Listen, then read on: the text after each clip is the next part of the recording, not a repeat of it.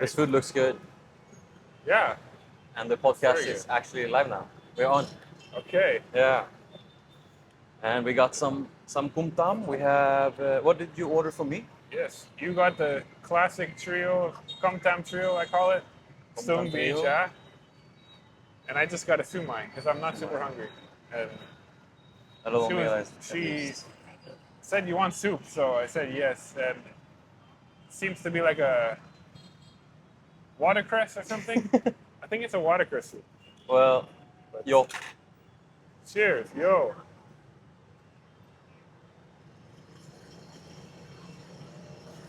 Welcome to D6. Sorry? Welcome to D6. Thank District you. 6. My first time in D6, and it's very, like I said before, it feels like a really different place from D2. Like it smells different. Maybe it's from all the food. The food here actually looks a bit better than D2. Oh, that's The food in D2 is not that good actually. You That's- have to find the small little gems. that's great to hear because we know that kind of, but it's nice that you just saw that you just picked that out when you realized that. We have I found one. There's a couple kum tam places, and I've been to like all of them, and they're like not bad, but there's one of them that actually is really good. Okay. It's still basic. It doesn't have that, but the things they have is really good, and like the meat is always almost fresh, like. But they also always run out, so they only serve like late breakfast and lunch. And then if you come at like 2, it's probably gonna be out. Maybe they have an egg or 2 left. So I've eaten That's that. good. That's what you want. You want to eat it fresh. That's how you want it. But Yeah, this is a specialty. This sumai is I don't see very often. I had that yesterday, Unlucky. but in a banh You had it mi. yesterday. Oh, I wanted to try it in a banh mi. It's so good. And how was it? I think it's my favorite type of banh mi. You know, Like in Dalat, they have these, but they are boiled like freshly, and they put 2 or 1 in a banh mi. really. But I would almost always be like, hey, if there's small banh mi, then put 4. If there's a big, I'll do 6 and then add 4 eggs. And they look at me like, You tell them how many you want in the banh mi. yeah. Wow. But it's like all the street food here is always like so much carb, so much bread. Even though it's really good, I want more Yeah. like protein. And also, I want more meat. Yeah, you want it loaded, Yeah. which So every place I go to, I always stuff it. yeah, I feel you. Most times they say like it doesn't fit. We can't do that much. I'm like, okay, do as much as you can. So never. And you do it in English. How do you do it? Oh, that's a good question. It varies. Right? Sometimes I understand Sometimes- the is it- English, but most okay. times I just say like, Try this I just sumai do this, shove, shove, shove until it's full, and then I go, poof. You make the hand gesture. Yeah, Right. yeah. Everybody. That's the easy way to understand someone. Yeah, my Vietnamese suck. Let's see how this sumai is.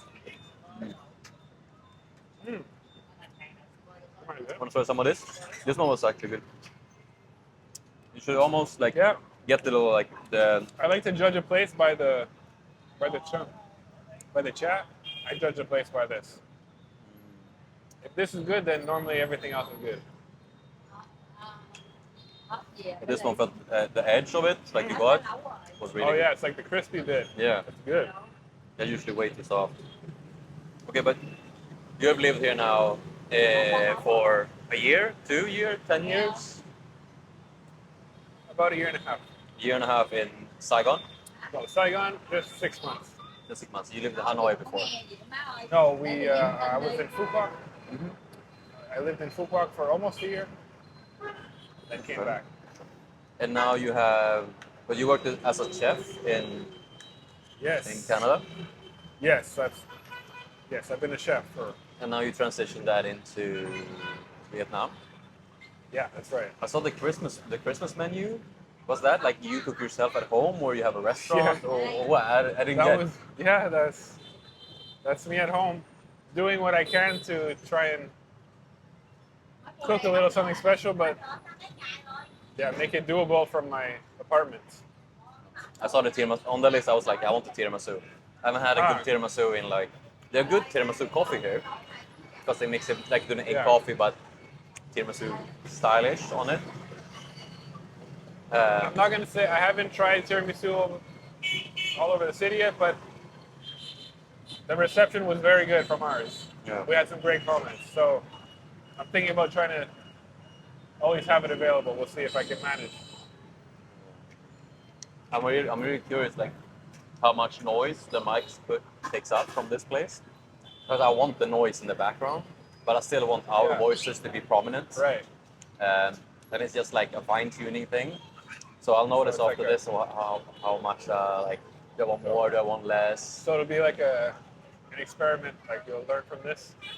Yeah, definitely, always. But like, is it ever? We'll do this whole thing and you realize it didn't work. Is that possible? Or no? Definitely. Oh yeah. I would say podcast wise, everything I've done. I mean,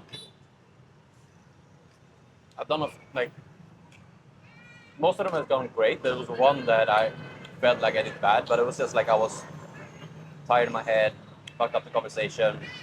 I just felt awkward. I didn't know how to, because it's an art form to get deeper into conversation, and also not maybe really to get deeper, but to get beyond the superficial.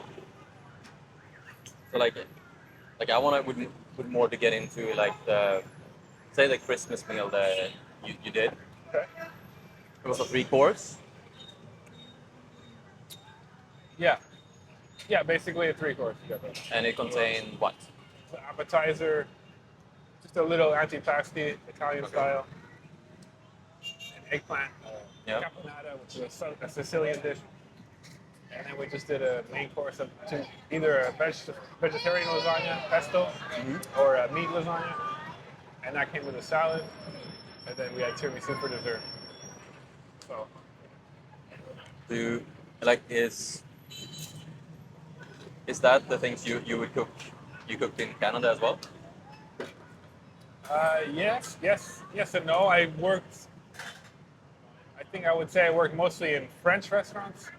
Okay. Because, well, Quebec is French, and then we take all the influence from France. But even no matter where you cook in North America, you will probably learn French techniques, so it's kind of like fundamental, you know? So I didn't work in many Italian restaurants, but I have an Italian background. Like, my mom is Italian, so Oh, okay. I've always had a passion for Italian food, but not necessarily cooked it professionally. So, but since I came back to Vietnam, I kind of fell back into it when I decided to try and start a business, and I thought of what I want to do, and I realized that Italian food would be the closest thing to me, like to my background and my passion. That A little honor in it. It's yeah, like, even though I've cooked mostly other like French food for most of my career, I definitely enjoy Italian food more, and I realized that it's gonna make me more happy to cook that. And then I realized that I didn't spend enough time doing that before. I didn't spend enough time making my own pasta and sauces because I just eat family's food or it takes time, and go to a casual place and get it. Yeah, you know, I would cook it, but not do the laborious jobs. But then I realized how much I kind of realized I enjoyed it more now. So Okay. I learned that while I was here.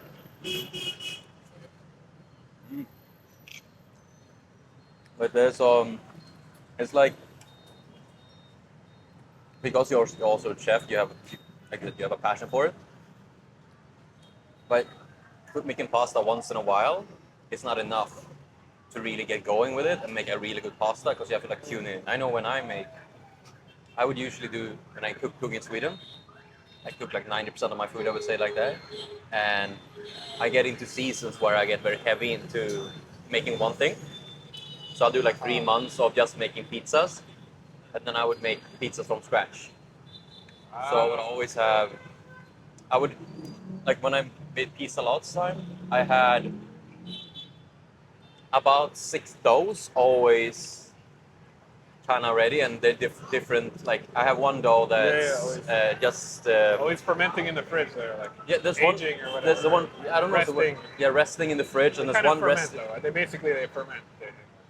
Oh yeah, because it's bacteria. Yeah, it it's is. a short fermentation, but a pizza dough is definitely a fermentation. And the thing is, because I would always have like all of these doughs active, but in different forms. So one I would maybe make a weird one. I would mix it with milk instead of water, like slight add to it, or do one with Uh-huh. honey, one without honey, one with all different types of olive oil. And I would definitely have like maybe one was fermenting outside. Like, 'cause I'm gonna finish this one tomorrow, and I put one in the fridge. That's gonna be done in like 2 days. Right. And then it's one like, oh, I made this one, added no sugar, no nothing. The bacteria has less to eat of, so it needs more time. So that would be maybe be like 3 days, 4 day cycle in the fridge. Yeah. Wow. That sounds like yeah. Uh, it sounds like you applied science to that. And No. no, like you don't have like a background that is curious. You're just very curious then, or Yeah, experimental, which especially is when good. you tune in on foods. Like Yeah. the That's first month, my pizzas kind of sucks. The right. last month, they were like in tune and they were good, and I knew Wow. like, when I add a little bit of that, I knew how it reacted. Yeah. Cooking is a science, definitely, but Yeah. That's I suck smart. at that part. Like baking, I'm really bad at. Some like 90% it's soup because that's a science. That's Right. exact, Right. Yeah. and I fuck that No, up all exactly. the Most time. chefs are not good bakers, No, including myself. yeah, We have a hard time following recipes. yeah, that's my thing also. I Like, feel like it's also like an ADD thing. Like we just don't want to. It's just hard to put that much focus on every little detail, reading the yeah, weighing exactly how it should be. You want to add feeling, yeah, but so it's hard. It's the passion, it's the art in it. It's a Like, passion. So baking is. You can have passion baking for sure, but it's most chefs don't have that in them. no, especially it's usually it's the spontaneous thing. Like, Can I try this? yeah, it's ours. I'm curious for. Oh yeah, it's got the watercress. It was a good kum tam. Yeah. Yeah. That was it. First one. Um, It's good. Not the best. I wish I could take you to my best place. but Next time we'll go to my best place. You Sounds might good. be, you might be surprised.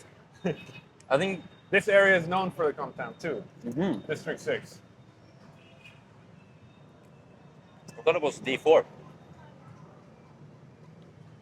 Maybe it depends who you ask. D4 is like known for You're right. Also, street food. yes, for sure. It's known for street food.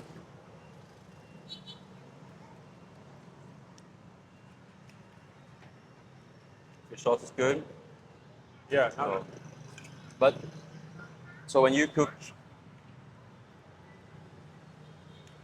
okay, wait. So your dad is Canadian and your mom is Italian. That's right. Did you grow up did you grow up in Canada all your life, or did you do a Yeah. period in No, I grew up in Canada. Okay. So did your mom try to like make a lot of Italian food still at home, or Yeah. Well, honestly, my mom isn't the best cook. It's my grandmother that's the best cook. oh, yeah, That might be one of the reasons why I learned how to cook. It's maybe because I wanted something I didn't get at home. mm, I would get it at my grandmother's and other family members, but my mom was busy trying to raise 2 kids. yeah, She didn't have enough time to really put that much time to cook. So yeah. And like really, like Italian food is super basic in a way of It can be, yeah. it's 5 components usually, like Yeah. around that, not more.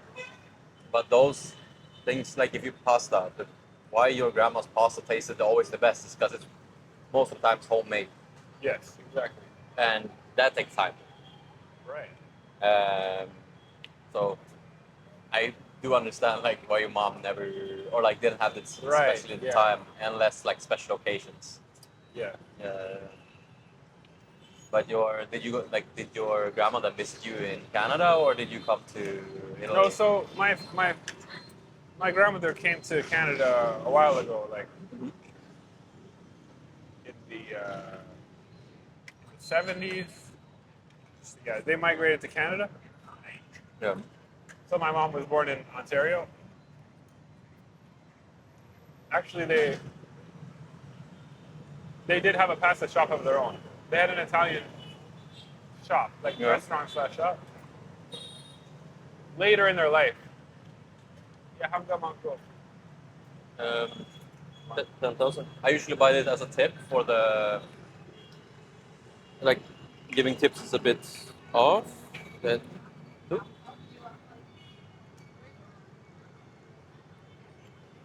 come on.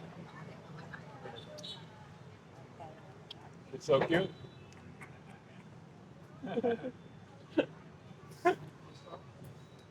Oh, Yeah. you got the lotto tickets down. That's good. Yeah, the lottery. I don't get it. It's a lie. I never got it either. No. Not sure if I ever checked. Like I like because they're quite cheap, and then I prefer Yeah. to give this as a tip. Oh, it makes sense. I never Rather thought than- about giving it to someone as a tip. But maybe I'm gonna do that now. It's a bit more fun. Yeah, it is Yeah. fun. It's a good idea. And who knows if they win, that would be even more fun. Yeah. Likelihood is low though.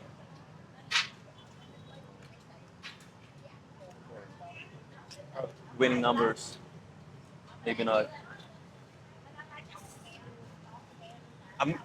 Might get much of like tiramisu. I really like tiramisu, and it's been my main dessert I ordered in Okay. Sweden, like say the last year.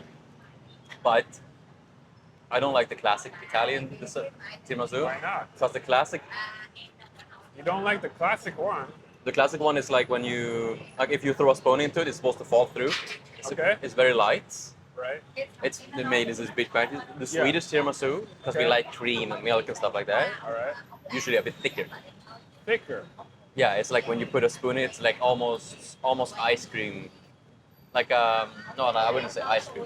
It's more like a cake-ish. So what do you know what dairy makes it thicker then? Because do you know what what they change out, what they swap out for? More whipped cream. But I think more whipped cream, it's still pretty. It would make it lighter. I think there's a different ingredient then because you do mascarpone and whipped cream. It's really hard to make it any thicker than that. Like I'm not really sure what makes it thicker. yeah. It usually tastes maybe a bit more vanilla. So they have Or like maybe it's more like mascarpone, like because that mascarpone is very thick. That's why you add some cream to lighten it up. But maybe it's heavier on the mascarpone. Eh? yeah That would make it more like solid. yeah. Because I mean, I don't know. For me, it's like very close to home. It's my grandmother always made tiramisu, so did you make those big I would batches never also? like change it. Yeah. I would do it the way she's done it. Mine has rum though, dark rum, Dog which is rum. very nice. Okay. That's my preference of alcohol for that. I never even because I have no idea how you make tiramisu. Or like It's- I know I've seen people make tiramisu. If you understood, if you saw it, you would understand why chefs make it, because you don't need any pastry experience to make it, and that's why it's so great. Yeah. It's just about making a little custard and whipping cream and folding that together. Yeah. No baking involved, right? So Yeah. And also you make big if batches. you're a also. chef, you can make it. Yeah. So that's what's great about it. I think that's why it came from. Do you know the history of the tiramisu? No, do you? No, I have no idea. I know that it's almost certainly it was some type of mistake. Like, it was either they didn't have time, they needed a dessert quickly, and they realized they had some cold espresso there, some leftover fingers, lady fingers, and Yeah. some whipped cream. They decided to throw it together. I mean, that's my guess. Probably. I haven't read it, but something like that.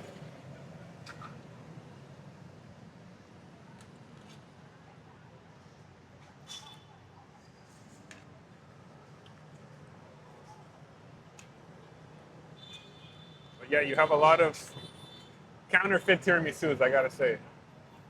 Right? A lot of suspicious ones that you're like, I don't think they put the right ingredients there. Like you said, it's Italian, it's so simple, Yeah. but you have to have the right ingredients or it's just not right. But that's the thing with um, I don't. They say the right ingredients, and you cook Italian food in Vietnam. I've tasted no Italian food here. That's yeah, I've tasted good pizzas and like, but there's always like they're never close to a pizza in Europe Right. in general, and especially not Italy. I Like making French food here would be way easier because it's French influence and you have Right. a lot of basic.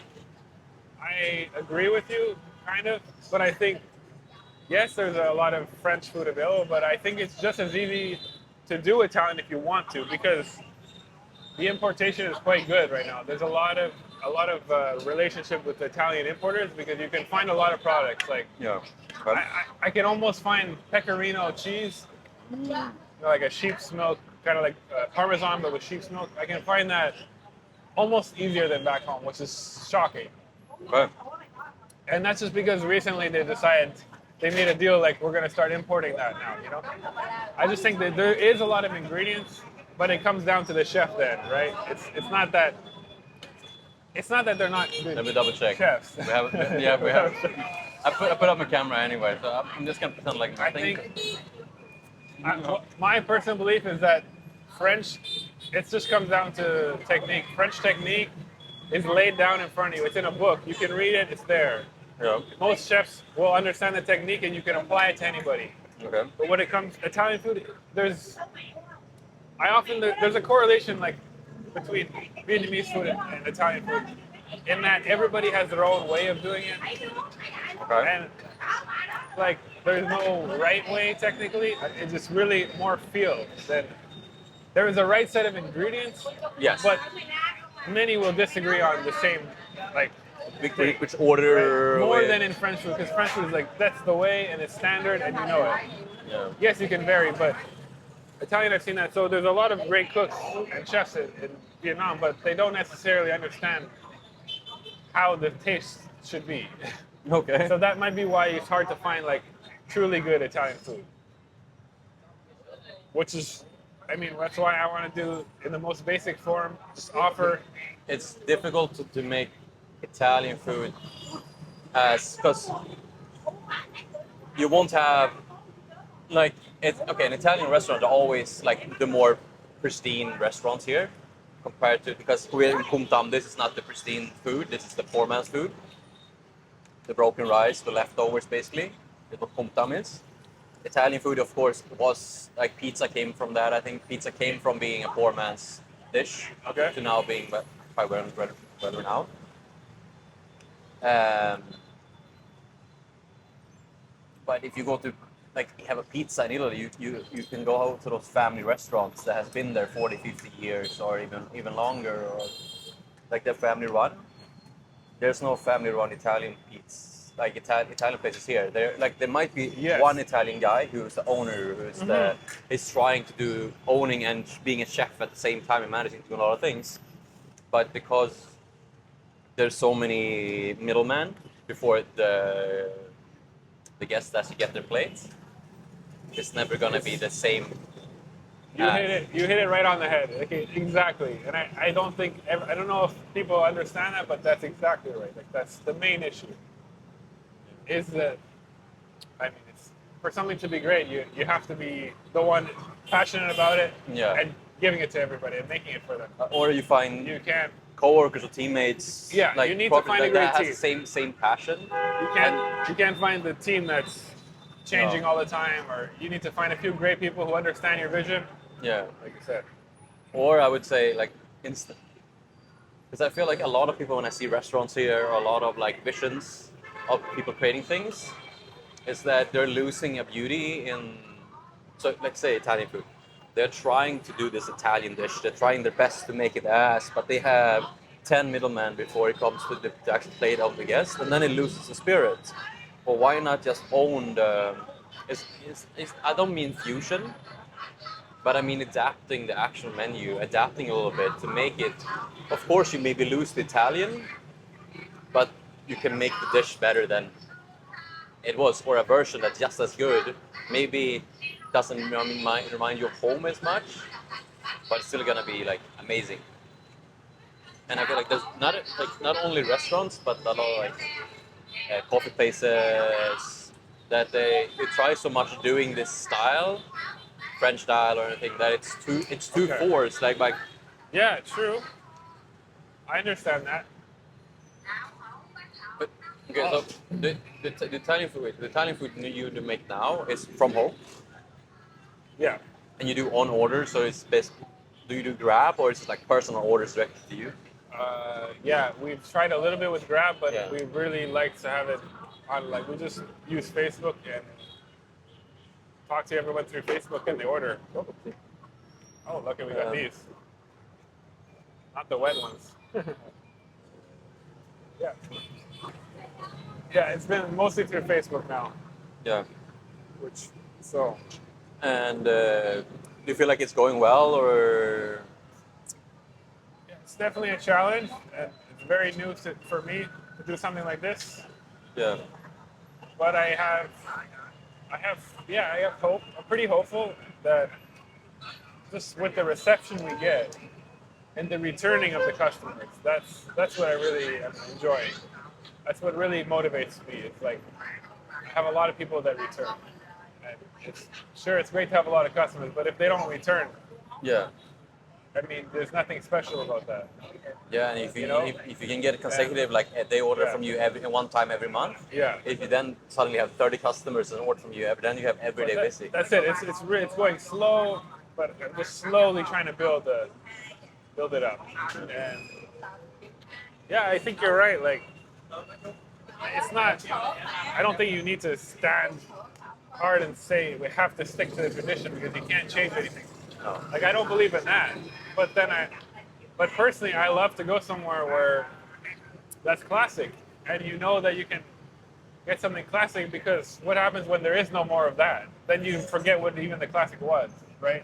And that's kind of what happens to at a lot of places where they don't really appreciate the classic. They just want something new, the new thing all the time, like a new kind of fusion. And there's nothing wrong with fusion. I think it can be great, but I do think it's very important for a restaurant to change it up a lot, but they should always have like a core that is.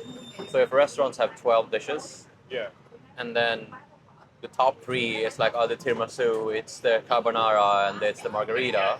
yeah, Like those three, don't take them off. Like those three is always Yeah. on, and then you change all the Exactly. rest, and then yeah. you can also like do the But you force yourself into like if you want to do a fusion, you should still keep one original. yeah. Uh, But just do a fusion because you're inspired to do it because Yeah. you love the flavor, not for the sake of just needing something different. okay, yeah. Because there's nothing wrong with doing something classic and well. No, definitely not. I much prefer to go somewhere that has something the same every time, but they do it perfectly, and you know you're going to get a great version. Yeah. Whereas if they're changing every day, but some days it's not great, the next you don't know, you never know how it's going to be, Yeah.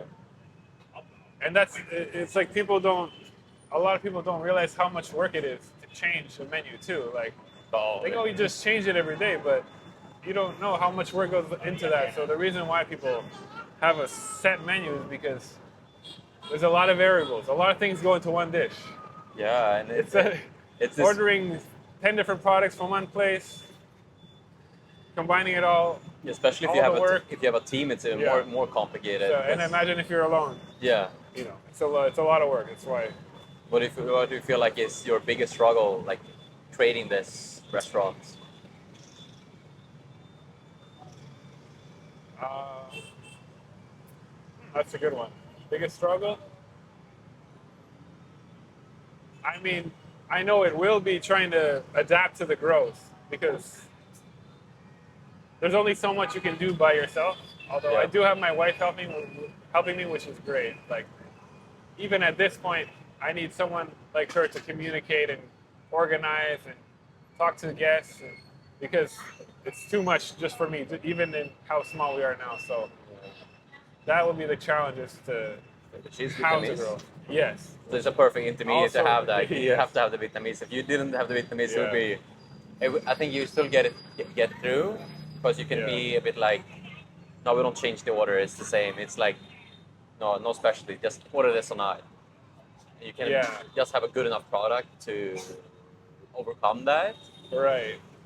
But especially setting up the business because you have it online and you Yeah. cook at home. It's not like a restaurant.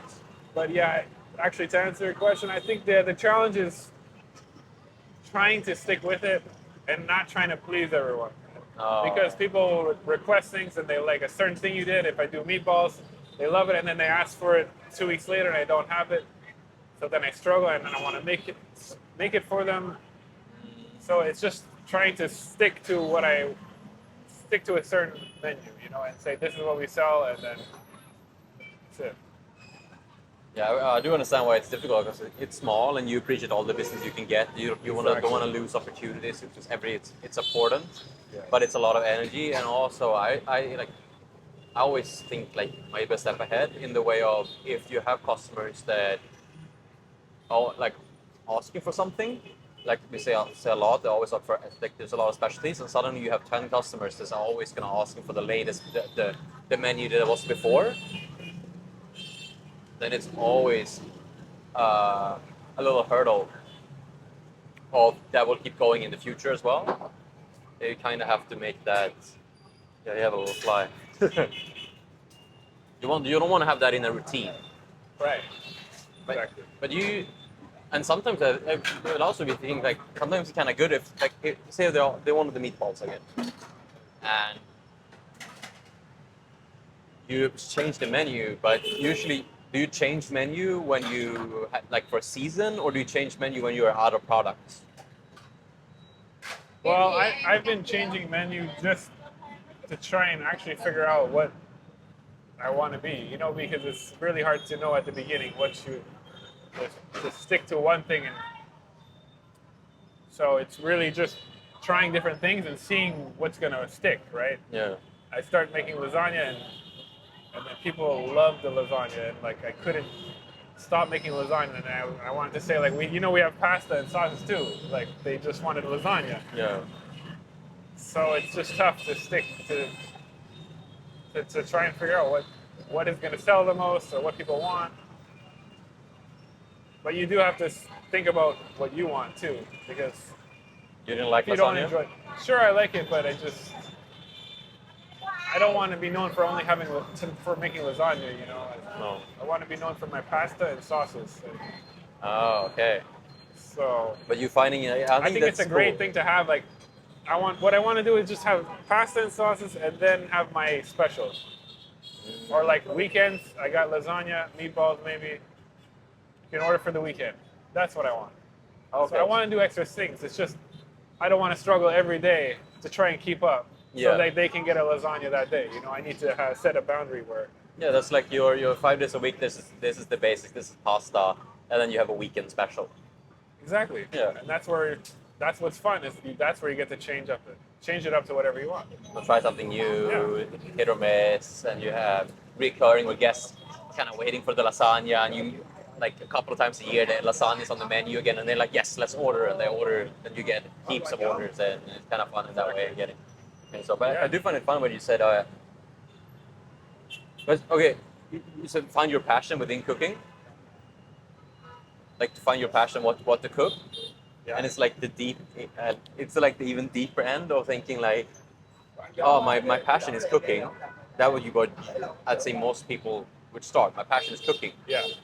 But no, your passion isn't cooking. Your passion is sauces and having a creation within it. Yeah, it's like if you do it in sports, like you have a passion for climbing. But Right, you're like but no, you don't specific- you have a passion. I don't really have a passion for climbing. That's too broad. I have a passion for crack climbing, which is between like yeah. cracks, or like I have a passion for you say you play golf. No, I have a passion for long drives. Like golf is putting. No, it's boring. I love long drives, or the opposite. It's like within it gets to that end when you're actually becoming a professional.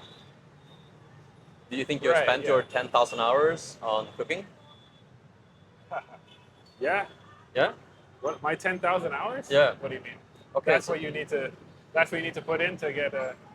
It's maybe like more like a saying, but it's a lot of backing behind it. Is like if you want to be professional at something, and the best of the best, when you actually achieve the level of being professional, it's when you spent in like 10,000 hours of it, and that's within everything. If it's within golf, cooking, sales, like a person that put in 10,000 hours is a professional at it.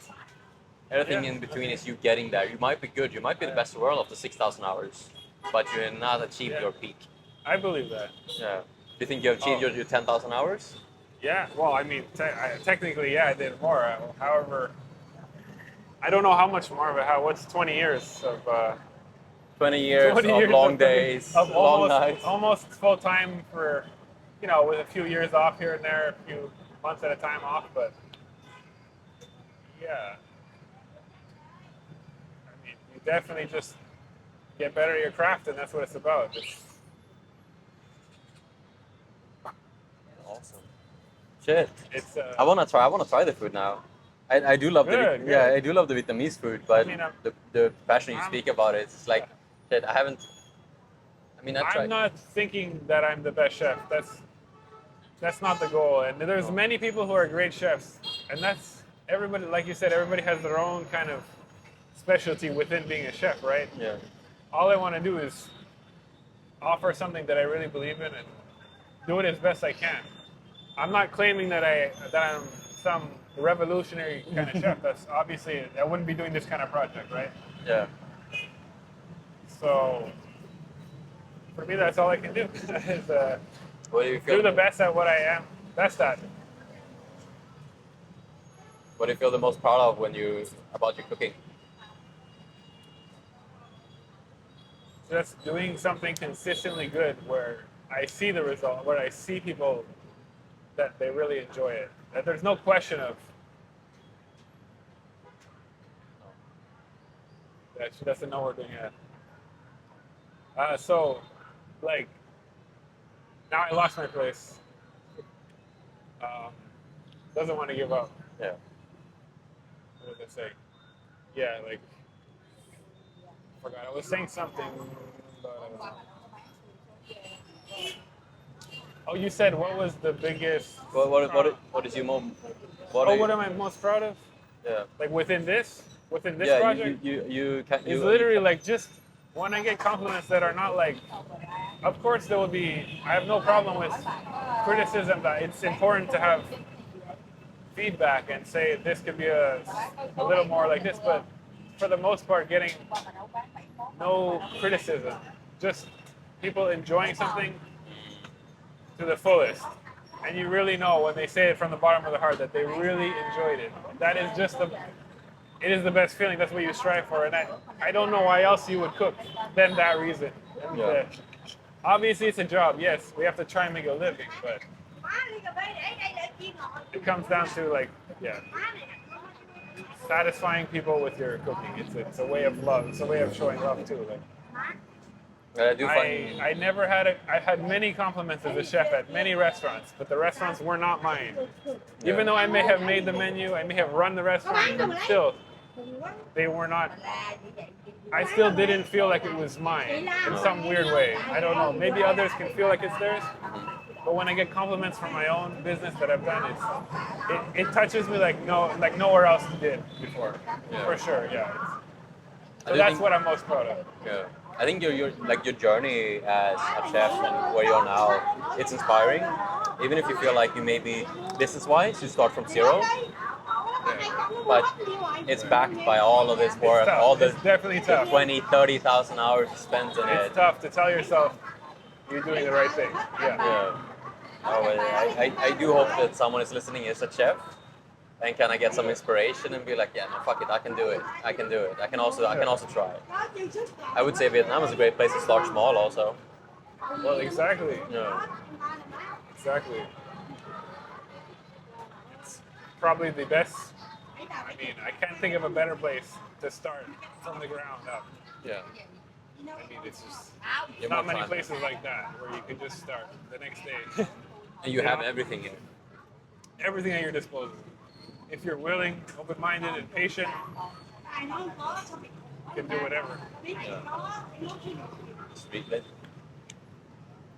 I'm getting some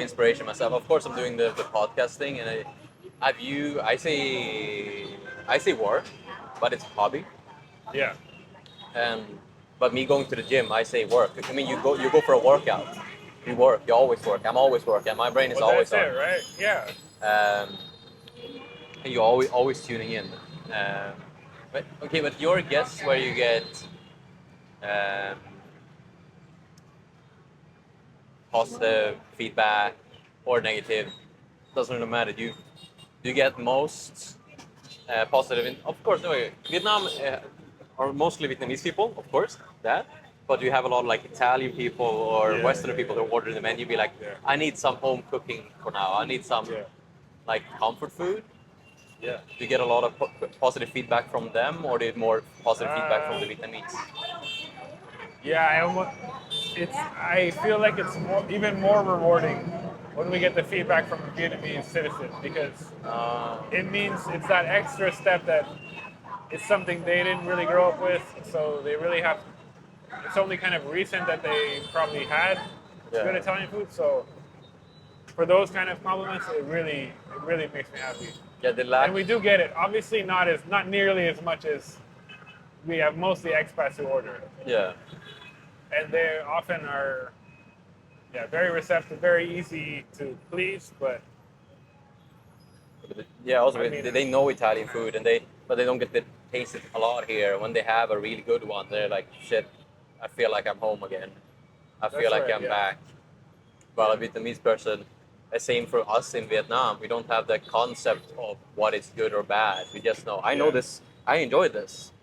But someone who has ate kum tam for 20 years would say like, no, maybe it's mid tier, or yeah, I lack the understanding of what is good and bad. Now for being here about 4 or 5 months, and of course my understanding of what is a good kum tam and what's a bad kum tam, and when you actually impress the Vietnamese with Italian food, it's a lot more impressive. yes, yeah. I think so. Especially when you only have mostly have expats to order the food. Yeah, no, it is. So that was nice actually. It is. A bit of fan. Yeah. Yeah. No, and they can be tough critics. Obviously, you see how critical they are of their own cuisine. So, Yeah. so they're even more of others, more critical of other cuisines. So yeah, I really am pleased when we. That's the goal: is to get more locals to understand Yeah. food, Do you and I think it will get there. do you think you were gonna transition from your?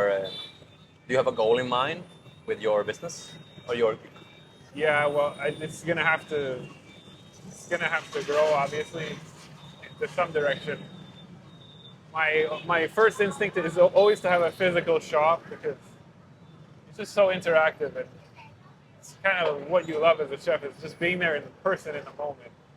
And it's kind of weird to be at home and then just shipping orders to. It's not. It feels very different for me, you know, as opposed to going to a job every day. It's Yeah. at the place, so it's really different. It's not that I don't like it. I mean, it's a good new challenge, and I always like change. So there's nothing wrong with that. But I think it's yeah, a I think I would difficult like to have a shop. Yeah. But or if not, it would have to be a growth of my home business into some type of catering thing where Yeah. you have a delivery service, just a more established, like have a building space, but you still deliver mostly. Yeah. That's also possible. I mean, I believe like you can make it. I like the middle ground, like, I but if you still wanna, you can always do transitions. In that, okay, my what I see in my head when you say catering, because of course you still love cooking and you kind of want to show how you cook and how Italian food is made. To have like a place like this, that's like an open kitchen that people can come and watch, but they can't order there. They have to order prepared. So it's a catering service, but it's open and you can see, and it entices people. It's like free commercial, that would yeah that's all, that would be very cool. and you still have your privacy, or like you don't have to worry about a plate. Like it's open. You can only do like specialties, like oh yeah, Christmas we're open.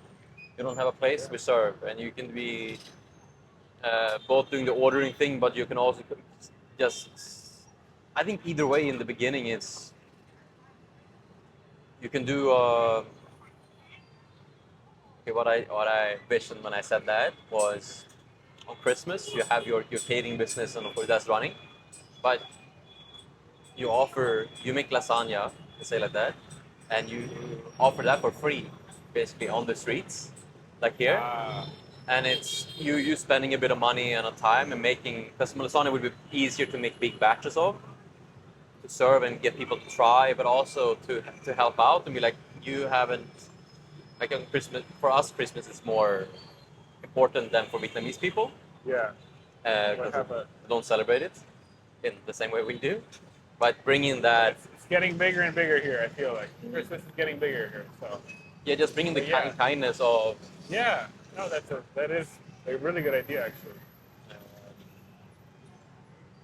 uh, I like that dream. Yeah. Yeah, I I, like that. I know. I wanted to just stand there on the street and start giving out food, and then, but I'm not sure if that's allowed. I don't know. Because if they find out my company, it has to be more legitimate. You can't just stand there selling. No, but if you get to the point, of course, you're gonna have a. Yes, no, to your point, yes. Yeah. But yeah. I'm saying right now, No, right now. I told my wife, I'm like, babe, I'm just gonna go I'm gonna go stand outside of Anam and start giving No. samples. I would meet so many people, but she's like, you can't just stand there. I'm like, yeah, probably right. Not the best idea. I mean, it's growing into. You can't do everything all at once, and Yeah.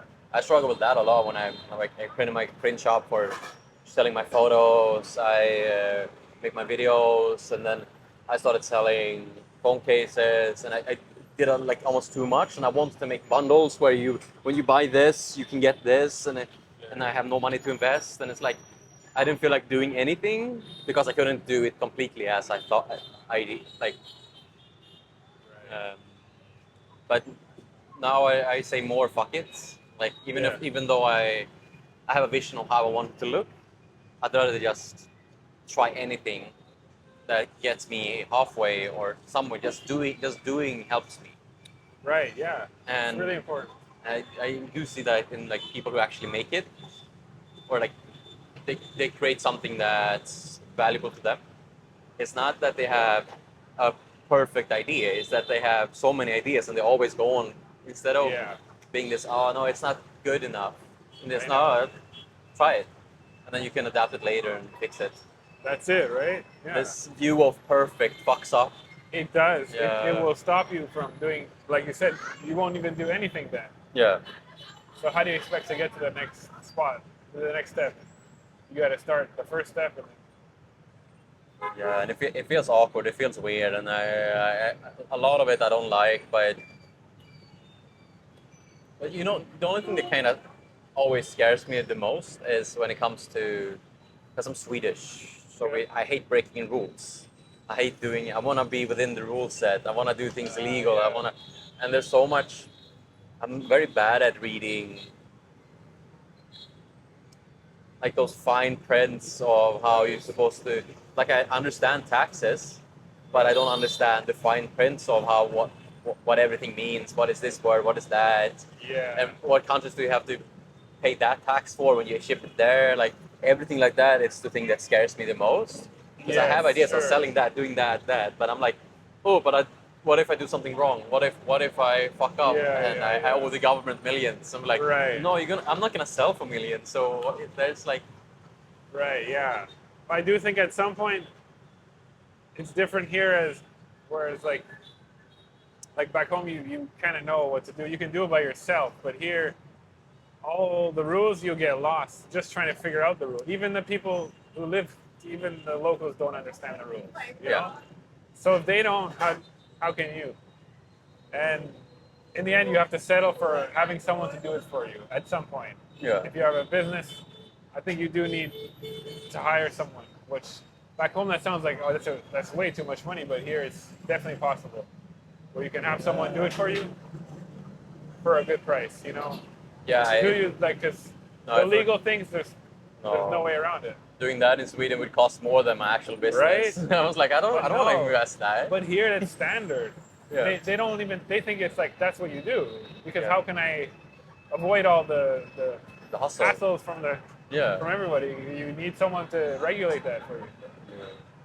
So that's another thing. You have a big kitchen at home, or is it No, quite it's just minute? it's a nice apartment, but that's it. It's my kitchen.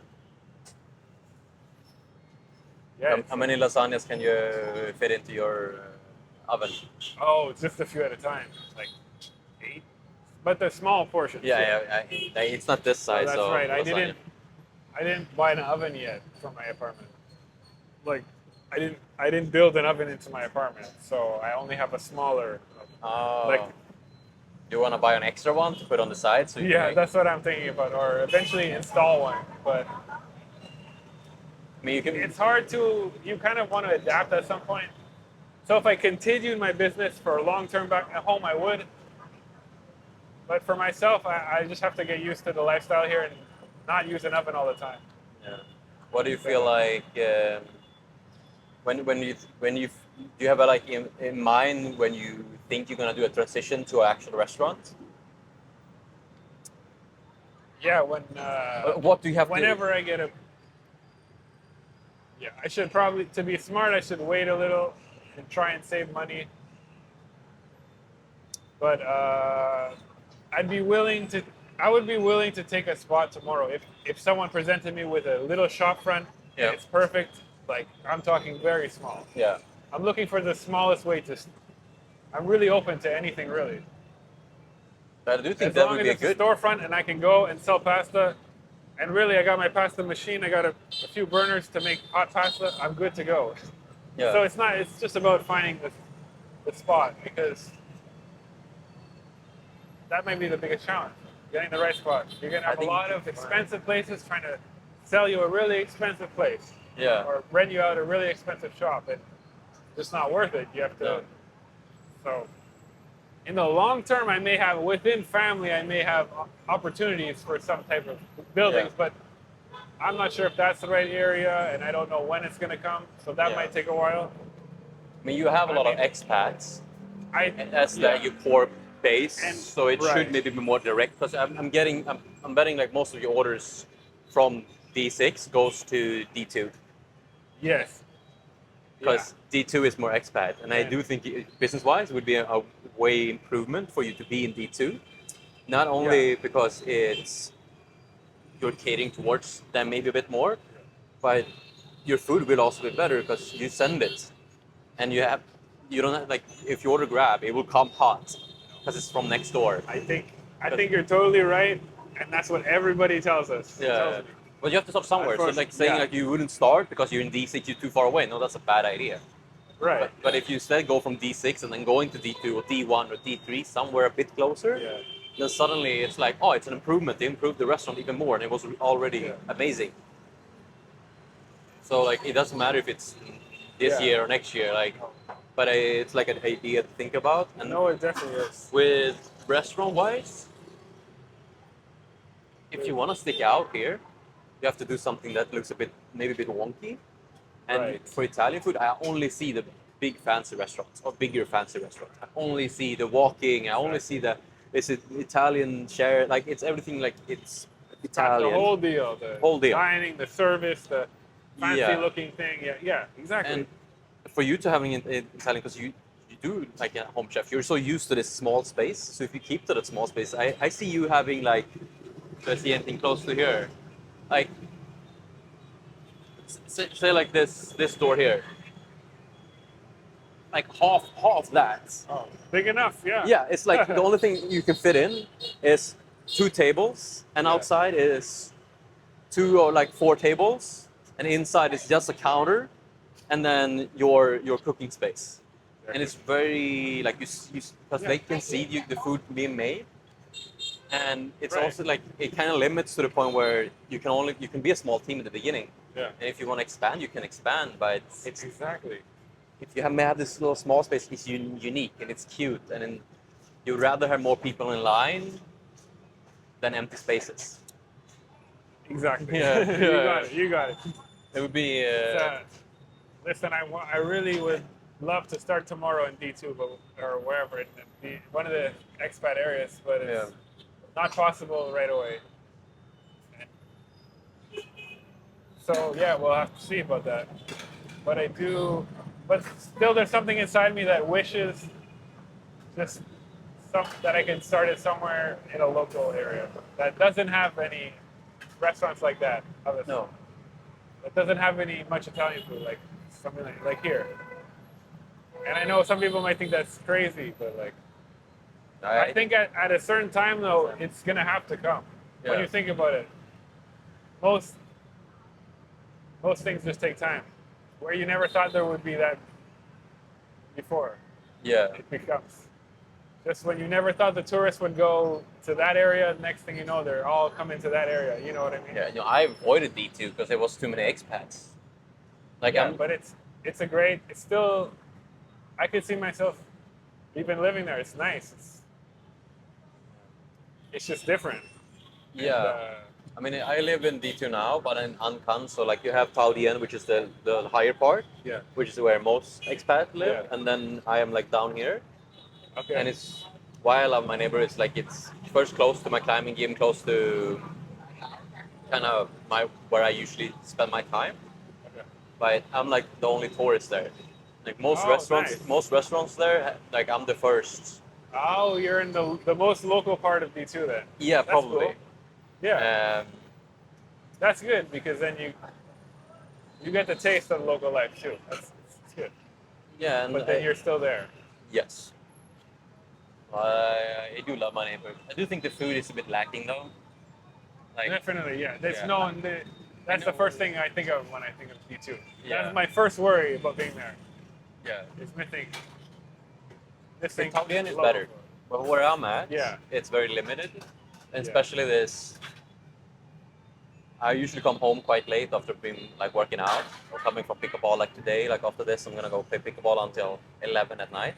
Oh, So I'm wow. gonna come home quite late and I want to eat a meal. But around But at me, that time, yeah. if you're D1, that's so easy. You just walk out so much. If you're here, it's gonna be so. I'm guessing it's betting so is gonna be many easy. places, yeah. Where I live, it's a bit difficult. There's a couple places, yeah, but you're very limited to like 5 places if you want to walk.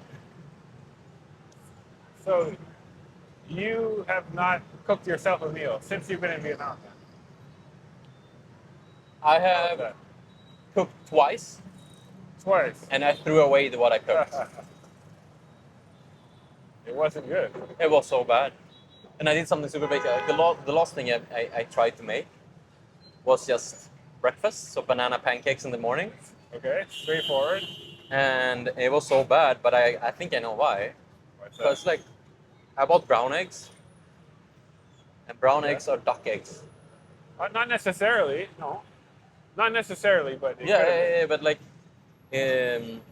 For me, there's for me as well. For me in Sweden, like there's no difference. I see eggs as eggs, and Yeah. duck eggs are very rare to buy. You don't really find them. yeah, So I yeah, just bought eggs, yeah. and duck eggs taste so different from chicken They're eggs. stronger. Yeah. Yeah, like the banana pancakes So was you had so duck eggs. bad. Oh, really? Yeah, it was really bad. Yeah, because I'm wondering, is someone coming from like where you're from, and I'm sure you cook quite a bit, like from in your own country, right? Yeah. So like, do you find you don't have a problem? You don't miss it a lot, or like you just Yeah, I do miss cooking. I You do do love miss it? cooking.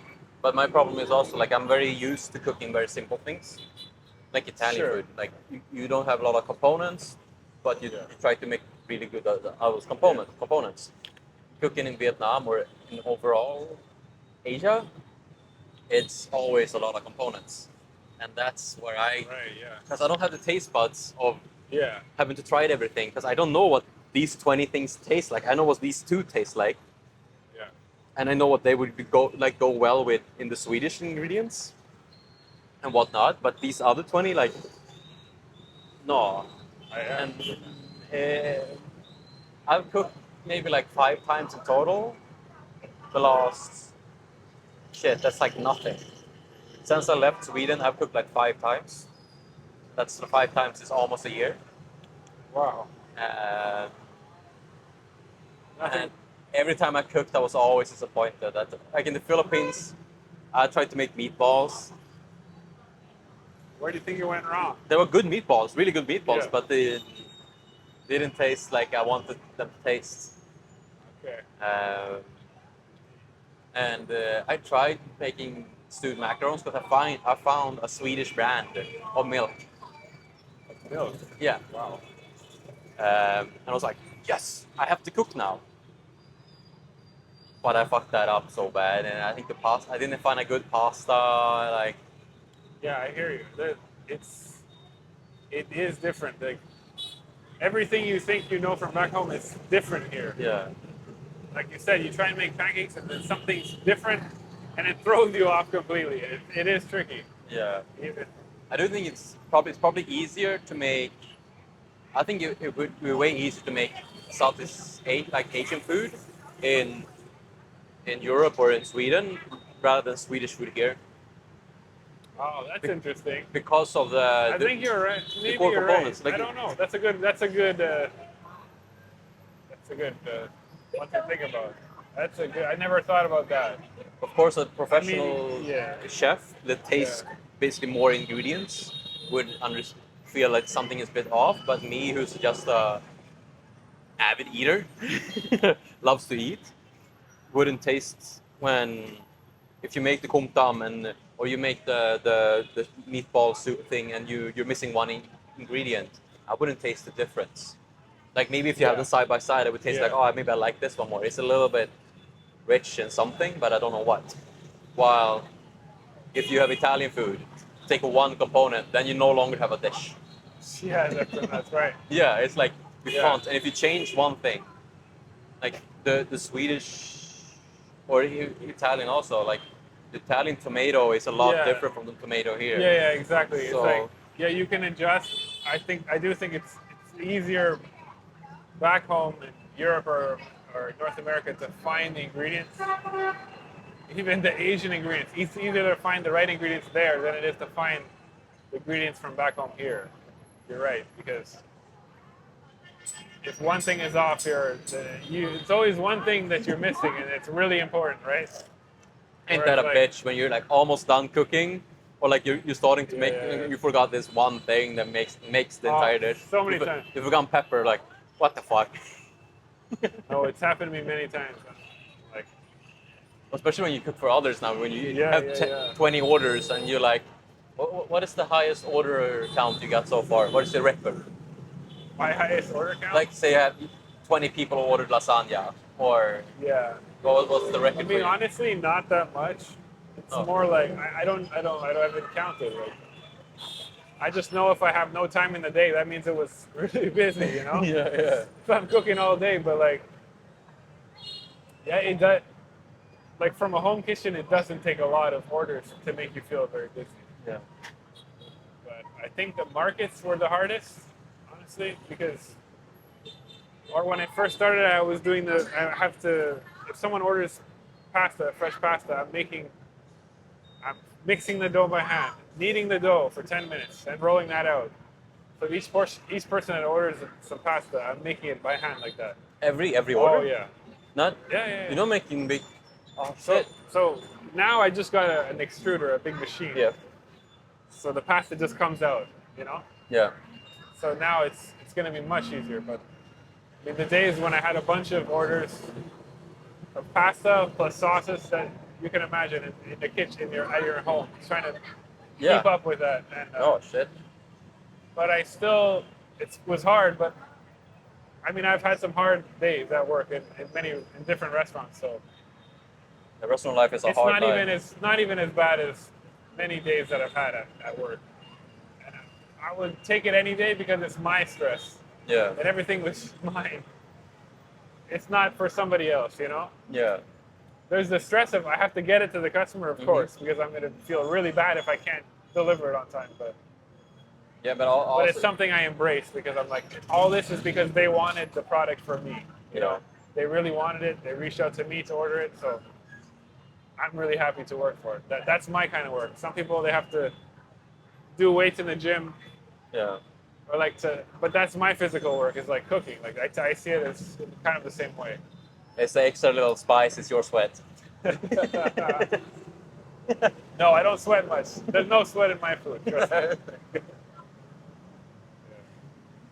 You sometimes see that when they're making pho and everything here. It's like hot rooms, steaming, just sweating, and you see it dripping, and you're like, adds to it.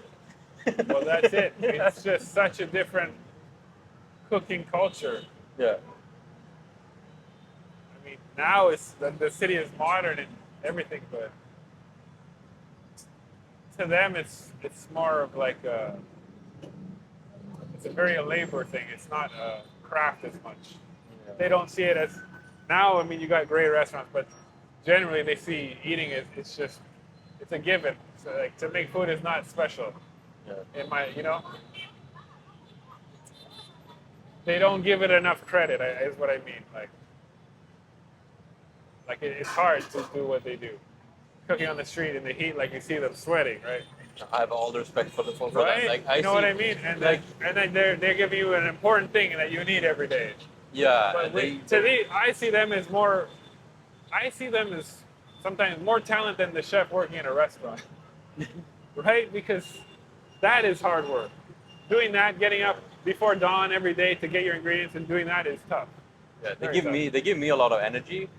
Like I know my old place where I used to, because I don't have my own computer, I go to gaming places to have borrow a computer.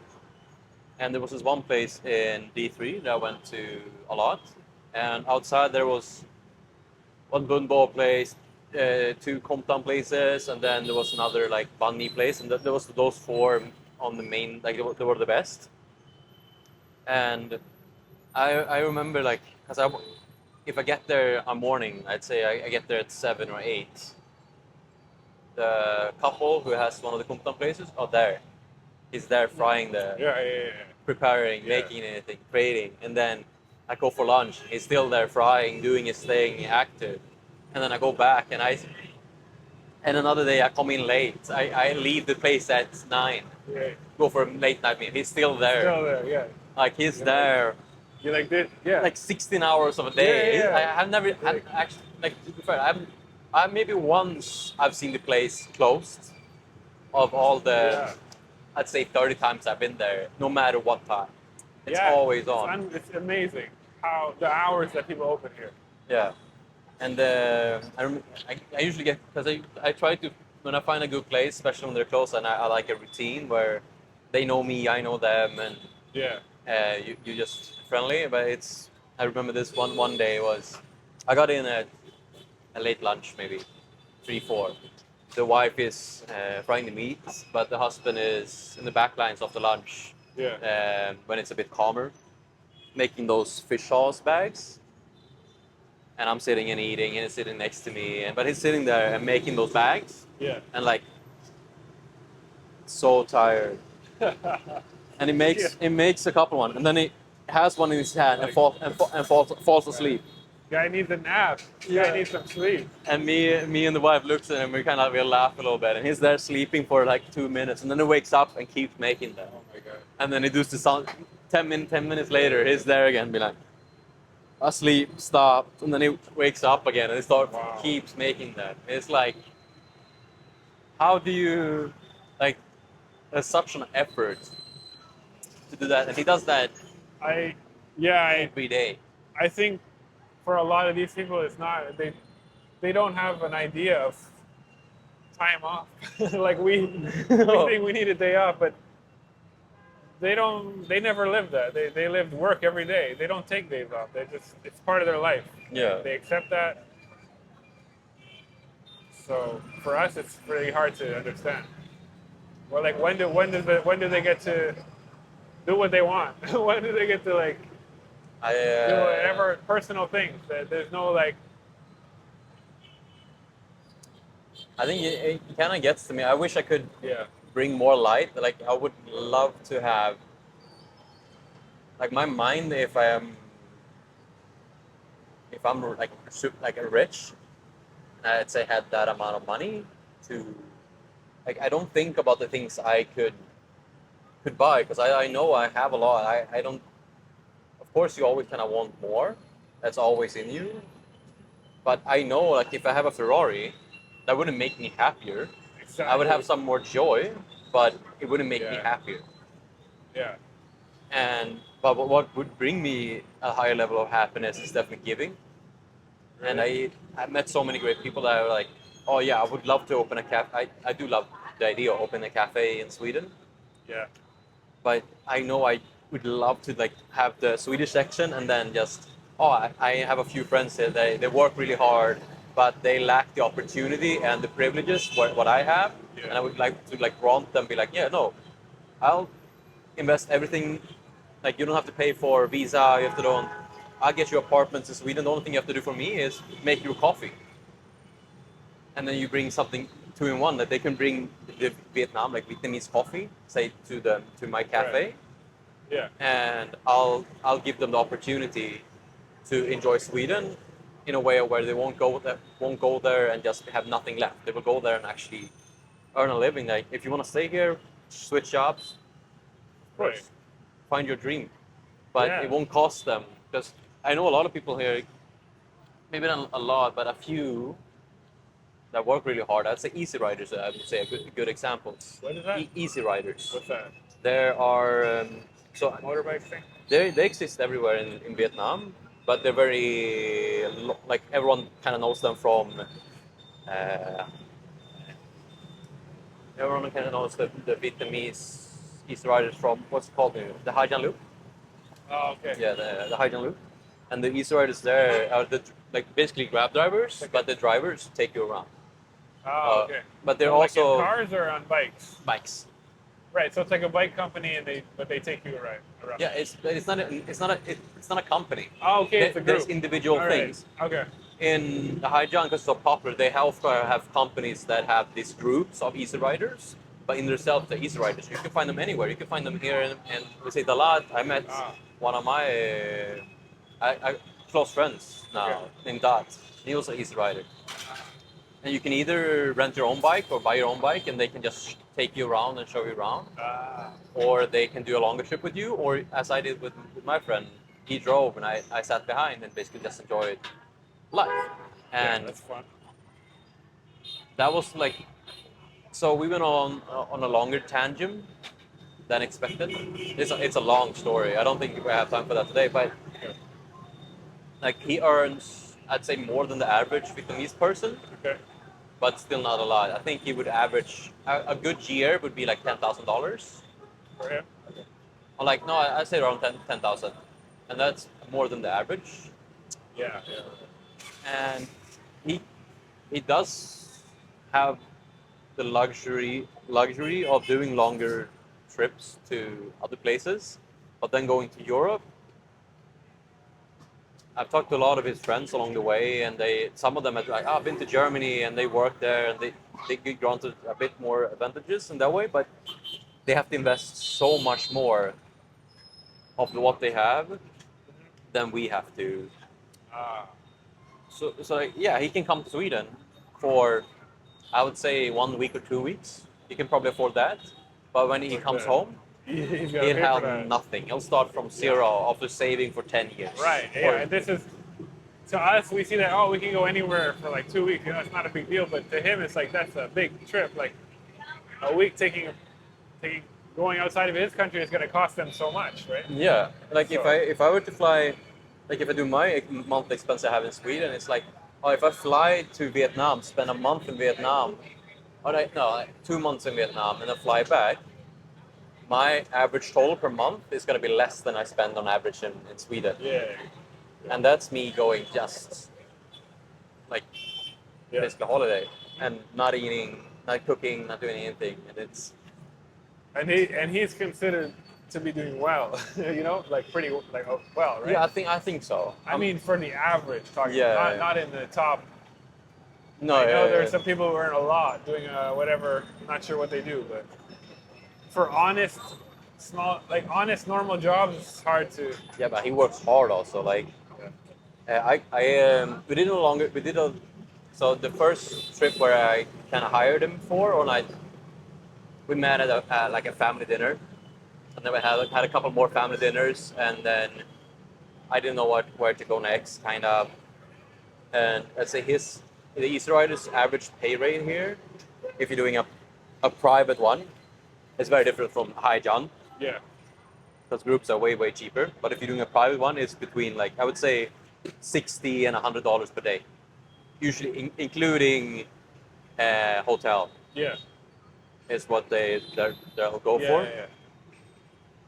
and that's a lot for a Vietnamese person. But also that they have high and low seasons. They have Yeah. entire like months where they have no work, Right. and then they have the high season where Yeah. they work every day Yeah. and just drive around for 3 months, 4 months, 5 months straight. Wow. And then they have an off season where they would usually have a simpler job, or just Yeah. like he did. He was, I think, doing small chores that made him live for free when he didn't work full Right, time yeah. as an easy rider. Yeah. Yeah, there's a lot of people who have some side gigs to do. But I would hope for him that what I hear is that there's more tourists all the time now. Like, it's just increasing every year to Vietnam. I think Yeah, with media and especially like, Vietnam. people doing YouTube podcasts, they're making it look nice, you know. And they are getting way more visitors there. Every year since like Yeah. the end of COVID, they're getting more every year. So hopefully he'll have less downtime, you know, more busy periods for Yeah. the tourists, right? Yeah, definitely. I kind of miss that family. I mean, he invited me to his family in the small town, and we went fishing and home cooking. Yeah, that's so There's cool. this little pond and everything. And I met. That's the only family I kind of recorded a little bit of the interactions. Usually, I don't like the camera. Like that's like the podcast. Like it's a bit hidden. It's a bit off. It is, yeah. Like It's very obsolete. It's not intrusive at all. I wasn't expecting. I didn't even see it. You know, like no, and I was you saying notice we that could on get my people. tripod, but then I'm like, oh yeah, then it'd be like right there. So this is nice, I have to say. I like the hiding part, and like that actually can. But You, I don't know if you've seen it, but I started this series called like Hi Mom. I haven't seen anything. But now it changes. Now that we've done this, I will see whatever you've done. Yeah. So Also, I don't like to watch it before because to me, I just having a conversation with you, and then if I saw videos that you did, I would get nervous. You know what I mean? I didn't want to watch Yeah. anything because if I seen anything good, then I'd be like, I can't deliver like whatever you want, like you know. So that's why I didn't check out anything you've done, but now I will. So now you'll tell me where to see everything. I post most of it. Actually, I spam TikTok, so you can skip TikTok. I don't have. I don't believe in TikTok. I Good, I started don't. YouTube, but I made the most effort on Instagram. Yeah. So like how long it's? Have you done it for a while? Or? I posted almost every day now. I'm slowing down on Since- Instagram now, but I posted every day for like 3 months. So it's been 3 months since you started this kind of. Yeah, I started with podcast this. thing. The podcast is no, that's like a week. That's like 2 Oh, weeks. Two? No, well I haven't. I saw you that was almost a month ago now. No, the first, It's been a few weeks, right? yeah, the That was first a one little I while posted was about like I think 12 days ago ish. Oh, you only posted it 12 days ago. Oh, cool. Yeah, I think the first one I recorded was maybe like 3 weeks ago, maybe. And I've been on like it took a bit longer for me to get up because I had a problem with storage and everything. Like Yeah. I have one podcast on my phone that I still can't get out because Shit. that's why I'm recording with my second phone now. Good man. That's how you Yeah. figure it out. You gotta. It's not about the things you don't have. It's how you do it with what you have, right? And then you figure it Yeah. out. Like But this like, this phone is fighting me. Yeah. It doesn't want to be. What doesn't want to be in the game. Like it's very annoying. It's very annoying. sure. Because I want to post that podcast. That was a good podcast. It was a long one also. So I'm like, nice, but it's like 35 gigabytes. So it's very. I hope you find it. I hope you figure it out. Yeah. But what made you actually start it though? Is there something in particular that you're like, I gotta like, what was the reason that you wanted to try and do this? I think I had a lot of reasons, but in its core was how I like communication, and I think as a platform I have I have a lot of I have a lot of stories Yeah. to tell, and I know people around me have a lot of stories to tell also.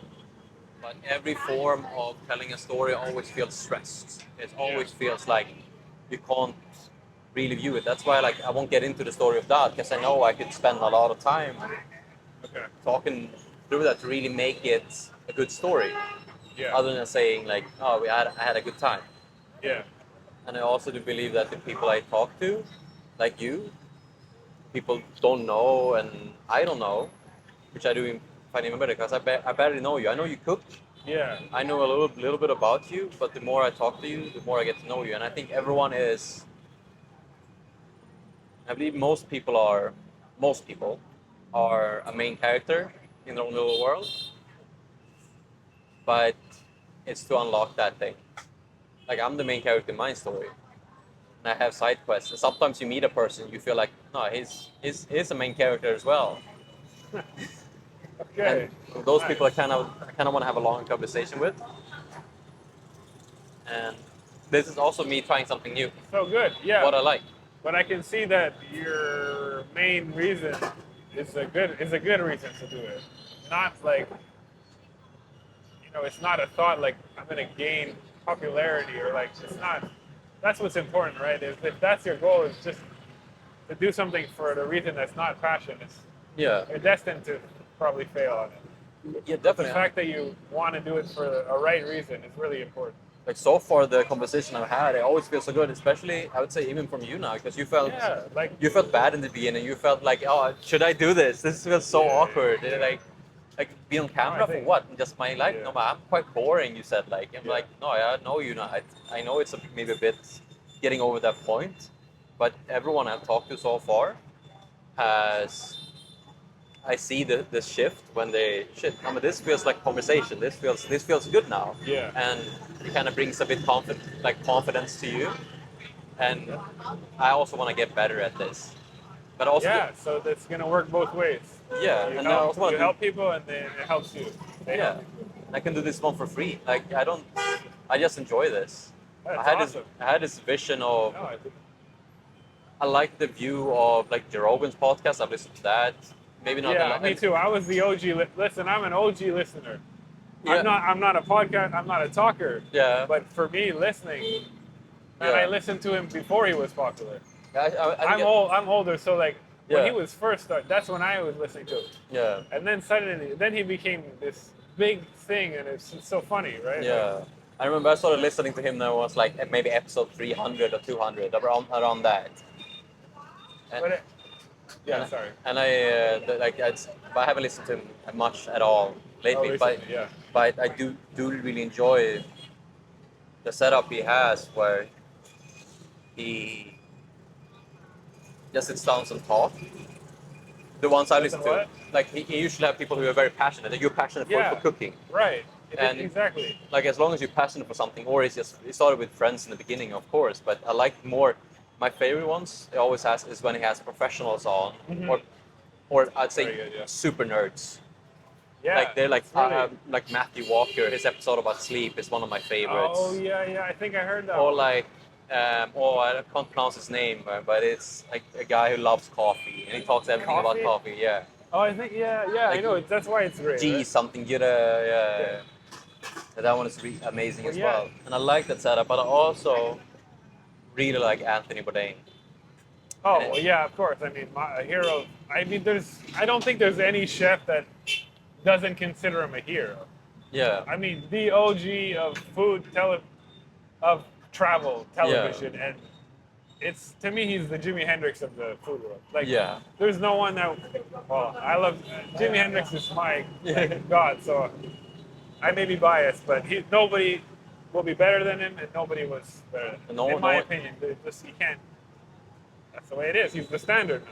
yeah. You know, he's gone, but it's like kind of the standard But of travel, it's that with documenting music. travel.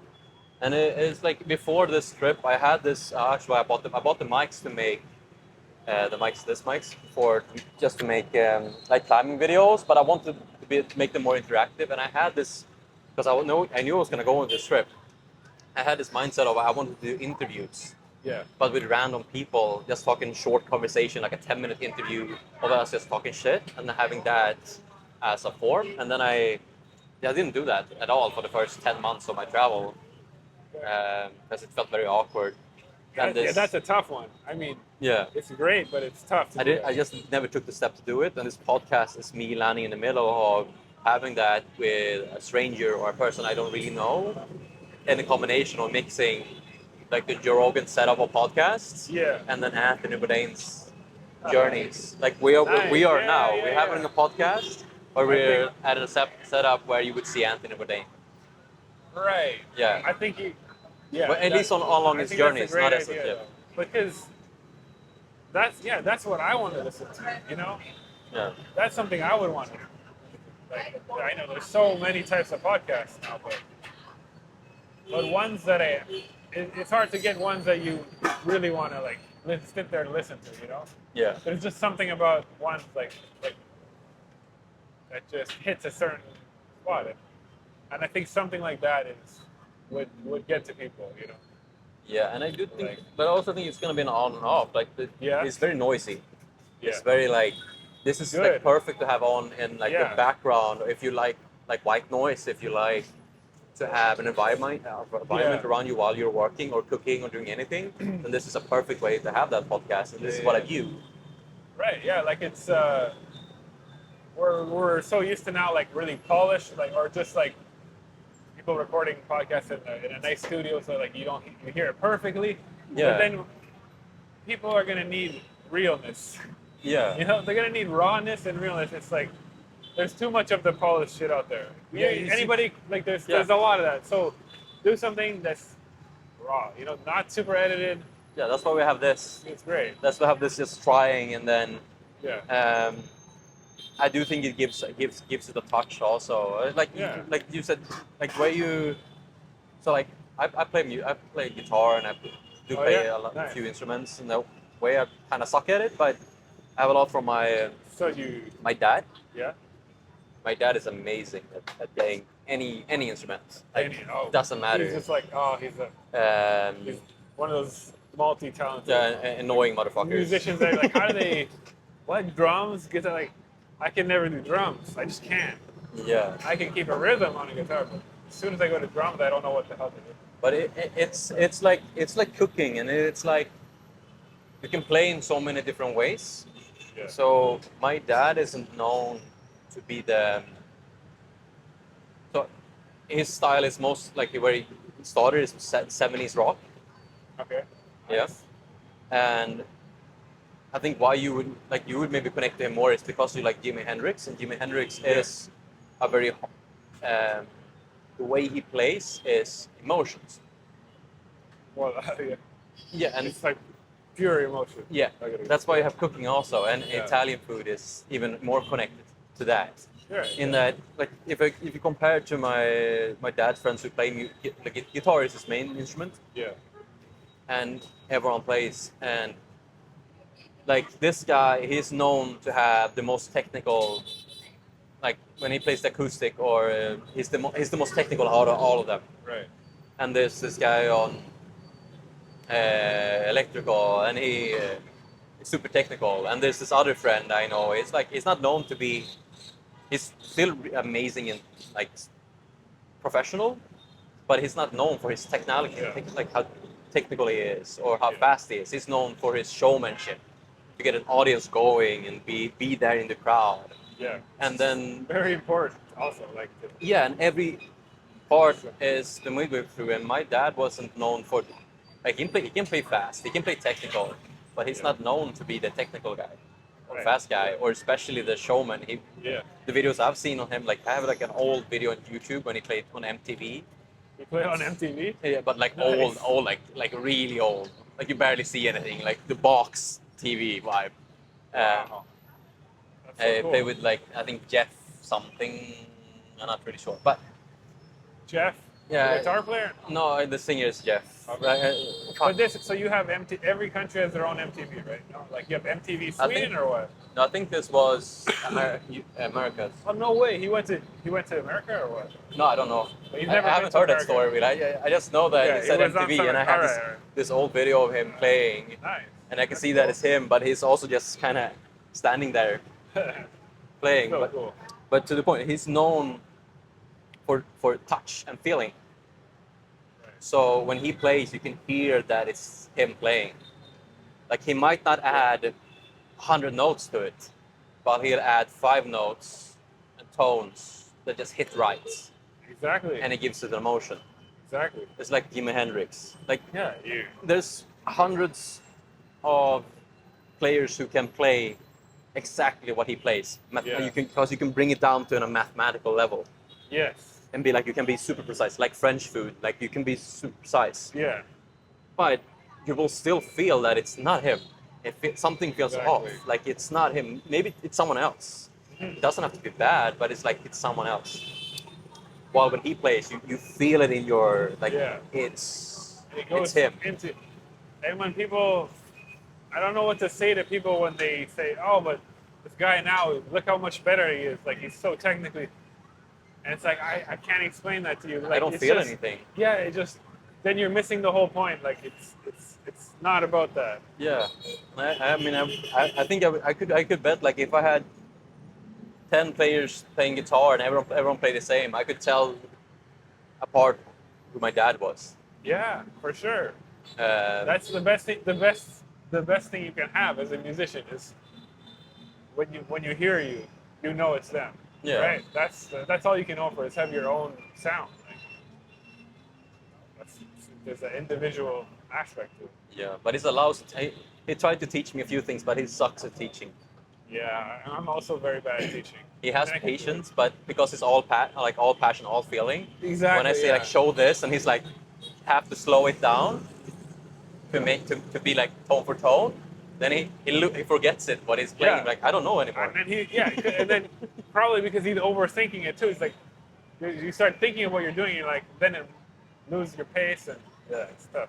Yeah, and I know that from like hearing stories when he played in a band, like he like they had a song on like he, he, he avoided listening to a lot of like very popular songs and like Oh really? like reading notes. I think he can read basic notes, but Yeah. he's not amazing at that. And they were saying like we're gonna play this song, and he's like, I don't have like I don't have notes on it, but you start playing, and I'll play and match it Yeah. because that's why also he's good at instruments. Like Yeah. he can pick something up and be like, this looks weird, tone, tone, tone, tone, tone, tone, and 15 minutes later he's playing it. Wow, very cool. Yeah, it's not super common to be like that good. To be that like quick with picking up something. Yeah. And you have, who would you say is so like chefs, like cooking? I know of course a few big chefs like, and but I don't know them for like Anthony Bourdain. I don't know him for his cooking. I know that he's a chef. Right, yeah. But I know him for the view of the world Yeah. and how he has impacted it Yeah. and what he means for the rest of us. And I've seen a lot from him, but I don't know him as a chef. I know him as Yeah. an explorer. I mean, I think it's not like a secret or anything. He does expose like how he was a chef and stuff. Yeah, He never considers that he was doing anything great. yeah, But it doesn't mean he's still sure of like he had good talent and he knew about flavors. He knew about French cooking and he knew about classics. Classics, which today is kind of coming back, but like at a time when he was popular, nobody was highlighting like classics. You know, No. it was all innovation, right? Oh, okay. So in a way, I think he was a great chef probably, but not in the sense that today's chef is like the innovator type chef, you know? Yeah. So he's in a different world, coming from really classic way of cooking. Yeah, I do see that. I do watch a lot of videos on like Michelin star restaurants, and we had a few ones in Sweden that are they're very unique. Like, Yeah. but chef wise, who would you? I think What do you asking? like for you look up to Jimi Hendrix on his emotion and his music. Do you have a chef you look up to as well? Well, yeah, I mean, obviously it was him for a long Yeah. time, but it's hard to say you look up to a celebrity that you haven't met, but I did because, uh, yeah, I mean, like for a while I thought I wanted to be like a fine dining chef, but Yeah. but I realized that that it wasn't for me. That that's like a super high level of everything, stress, passion, taking it to a crazy level, Yeah. and it's just not me. It's hard. I think I always, not to sound like kind of sad, but yeah, I never really had the mentor I was hoping for.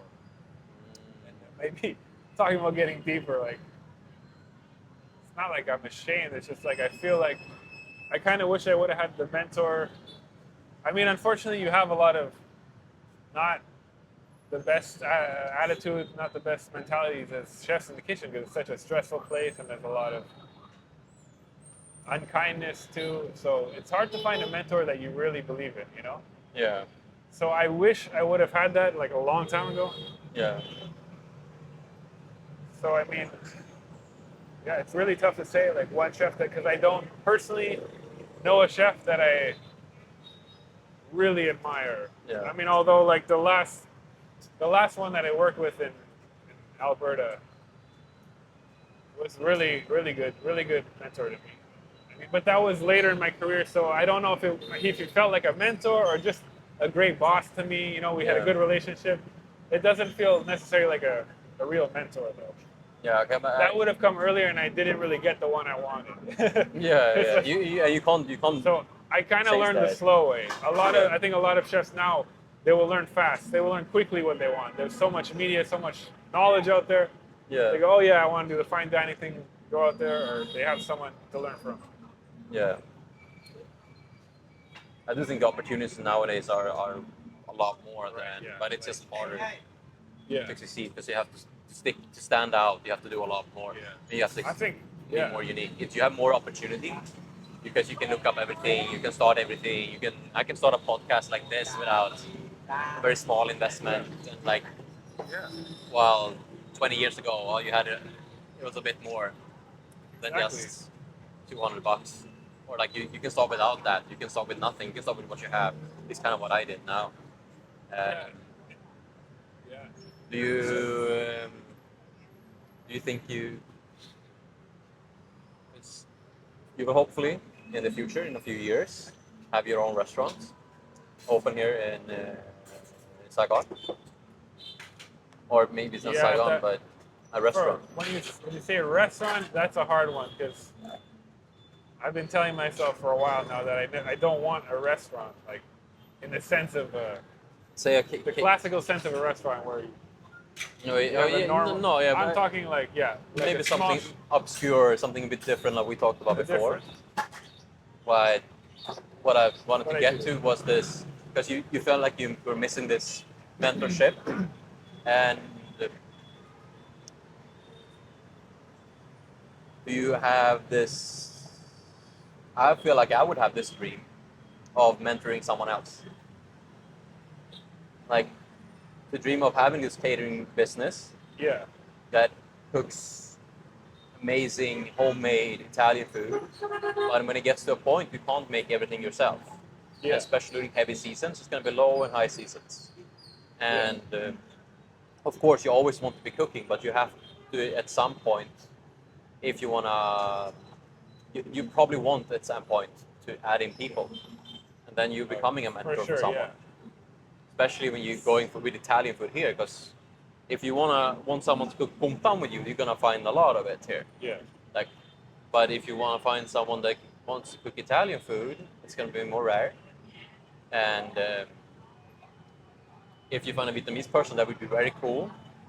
But you will probably find an Italian 20-year-old out traveling and want an extra gig for a couple of months. Yeah. No, I would much prefer to just have a few loyal people Yeah, that were here and want. But that I'll have to see. Yeah, at some point you need a team if you're gonna grow. And yes, at that time, yeah, I would love to mentor people. Yeah, it's really important to have people that want to be there and don't just want a job. Yeah, have a passion for it before. They need to have a passion for it when it's something you really care about like that. I mean, that's the only way you can keep it going, keep your vision going, right? But yeah, at some place you do have to step back, like, or else you'll never make it to a point where it's a physical job, but Yeah, it is. so you can't be doing it to your older age, in my opinion. I mean, I'm sure there are ones who do it into their older age, but I think you guys also get you to the can be point. involved. But you need to get to a place where you don't have to be physically demanding every day when you're above a certain age, right? I think the Yeah. speaking of the old age and still cooking, like the best Italian food I've had in Asia so far is in the Philippines, Oh right, yeah. You were saying. but not from the Western restaurants. It's from because I drove around the island Okay. and the first beach I stopped at was I have no internet, there's no connection. I just drive in, like, can I stay anywhere? And I see this restaurant. There are like this three houses and this restaurant, Yeah. and there's this guy in there also. Uh, what's his town? Name Alan. My latest podcast I had with him actually. Oh yeah. But he invites me in to eat also, and they had a room extra there, so I stayed with them. But the owner of this like establishment was an older Italian man, Oh really? maybe in the 60s, 70s years old, and he cooked one big batch in the middle for everyone to share of just pasta. And I spent 3 nights there the first time, Yeah. and every night was a big batch of pasta and a sauce. Like one time. That's so cool. Yeah, very basic. Like first day, I think he made like tomato pasta. Second day was uh, like fish, but I don't know what type of actual type of fish. It's next to the ocean, so they were just fishing that in the morning, and he's just cooking it up. Yeah. And then I went on traveling again, and then I came back to the same place. I wanted the food, wanted to meet my friends again, and I was like, I haven't had a carbonara in like 5 years. Could you make one? You asked him to make Yeah. And he's like, oh, okay, for you, I'll make one. Really? Yeah, because he was like, I was not gonna cook today, and then I came in and be like, it's my last meal, and he's like, of course. That's pretty cool. Yeah, and always he was like, yeah, no, you don't need to pay. Like, What? but we would always, of course, pay because he's cooking for everyone. Yeah. Yeah, but Wow, this guy sounds awesome. yeah, it See, definitely when you- was. That is not what I expected you to say at all. You know, you're thinking that seems a little rare to find a place like that. Yeah, I was very happy to have a good pasta again. And Yeah. I'd say especially the sauce is Ooh, amazing. yeah. I think you would like him as well. The only thing you would, Sure. because he didn't make his own pasta. That's the only thing. But it's still a really good pasta. Well, you know, even in Italy, it's not like they use a lot of dried pasta too. Yeah. You know, it just doesn't. Yeah, they eat a lot of dried pasta. So I understand that. Yeah, and also it's a bit older, and in the Yeah. Philippines overall, that's not good food. Yeah, he has to like me trying to get the resources. Like Yeah. he would have to import the And flour. that the is, machine. it's on an island in the Philippines. Yeah, they're even harder. yeah. The chance of getting it on time, all the time, Yeah. is rare. No, like this pasta it's not on the Yeah. menu. Like he had like a hamburger on the menu, and then I think he had a lasagna on the menu. Oh, like really? he had like a few things on the menu, but it was like Filipino food, and then Like a his hamburger. wife has, or like Yeah, his wife is somebody has Filipino, yeah. has the Filipino food. He has the Italian food. Yeah, but like barely. It's just like he had a burger, and he just cooked for him and his wife. And this Okay. time with Alan, because he got to know them. He stayed there like 3-4 weeks almost just at that place, taking a relaxing time. And then I came in there the first 3 days, and I came back and I did 2 nights, or two or 1 night, 2 nights I think. Yeah, before I went to Malaysia. Yeah.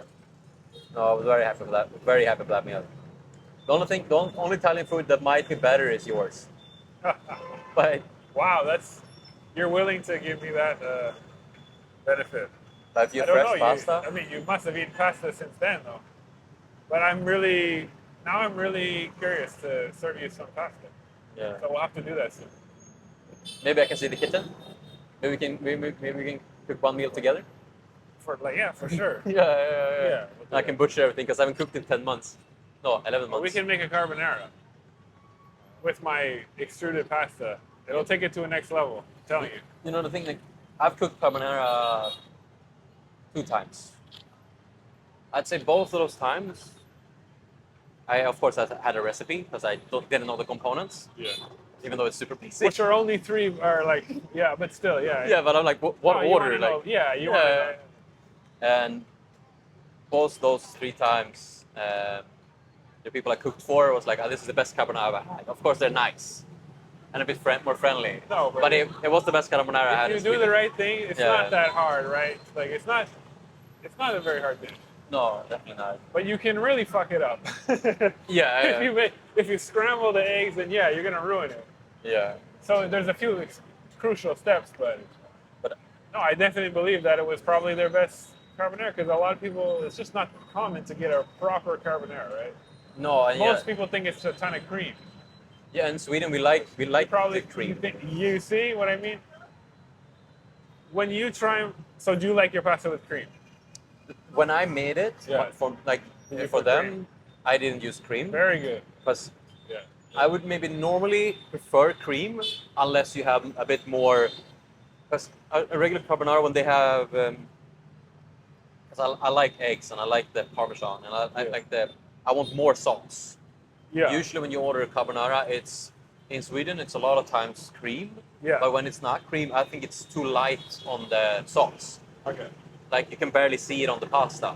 I want it almost You know like. what I feel like the problem is in that situation is they didn't have the technique down where you really gotta get the pasta water Yeah. and use the starch from the pasta Yes. before you even start the eggs and stuff. You know what I mean? That part, creaming it already. Yeah. And people don't even realize you can do that. I saved pan, the pan, water and then dipped in. I filled it out. No, I want a little Sure, bit yeah. more, and I filled it out. But people don't realize if you keep mixing and mixing, starch is going to come out of the pasta. Yeah. And that's already a sauce. Yeah. And then you can start your carbonara, and then you'll get more creaminess. You won't need cream. Yeah. I think people don't realize that. They just don't know you can get it very creamy with. I think also that's When I why. show you my pasta, I Yeah. think you're going to be shocked at how much cream I can get with no cream. Okay. Yeah. Okay. Yeah. I'm really I'm interested. telling now. you, yeah. I think also that's why my pasta, the one when I did it, because I remember me being because I didn't want to make it scrambled eggs and I didn't Yeah. want to make it, so it was very slow with everything. Yeah. It's almost like it went cold and I heated it up a bit to like keep it not too much. Right. And because I did that, Yeah. it took more time. It wouldn't be Right. effective to cook for like a lot of people, but because we were it's definitely hard to do it for a lot of people. Yeah. More than a few portions is difficult.